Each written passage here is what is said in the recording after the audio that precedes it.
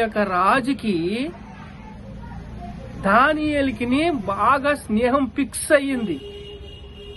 గత రాజు మేనమేన టీకల్ అని చెప్పి గోడ మీద రాసి అతను ఏం చేపట్టాడు, కథ ముగించాడు.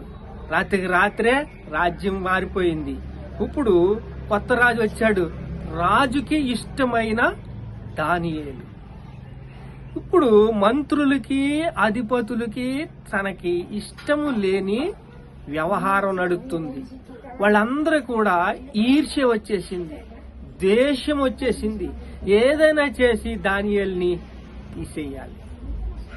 ఇప్పుడు రాజుకి దానియేలుకి స్నేహ బంధం ఏర్పడింది. మన భారతదేశంలో ప్రధానమంత్రికి మనకి ఐక్యత ఏర్పడాలి. అలా ఐక్యత ఏర్పడాలి అంటే మన హృదయంలో భారం ఉండాలి. యెరూషలేము తట్టు తలుపులు తీశాడు, ప్రార్థన చేస్తున్నాడు. ఇట్టి శాసనం రాయించేశారు, కుట్ర పన్నేశారు, వైర్యం వచ్చేసింది, శత్రు పన్నాగం పన్నేశాడు. సింహబోన్లో వేసేశారు. సింహబోన్లో వేసిన తర్వాత ఏమంటున్నాడంటే చూడండి, 17వ వచనము. వారు ఒక రాయ తీసుకొని వచ్చి ఆ గృహ ద్వారమును వేసి మూసిరి. దానియేలును గురించి రాజు యొక్క తీర్మానము మారునేమో అని రాజు ముద్రను తన అధికారుల ముద్రను వేసి దాన్ని ముద్రించిరి. అంతటా రాజు తన మగరులోకి వెళ్లి రాత్రంతా ఉపవాసం ఉండి నాట్య వాద్యములు జరగనీయలేదు.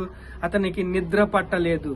దానియేలు దానియేలు అని పిలుస్తున్నాడు. రాత్రంతా గడిచిపోయింది. ఆ తర్వాత ఏం జరిగిందంటే, దానియేలు నీకు విరోధంగా నేను చేయలేదు కదా అయ్యా అంటున్నాడు. ఆ ముందు వచనంలోనే ఉంటుంది. తెల్లవారుజామున రాజు వేగరమని లేచి సింహమునకు గుహ దగ్గర త్వరపడిపోయాను.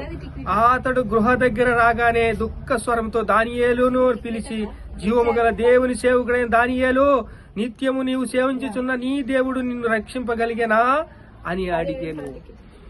నీ దేవుడు నిన్ను రక్షింపగలిగేనా అని అడిగాడు.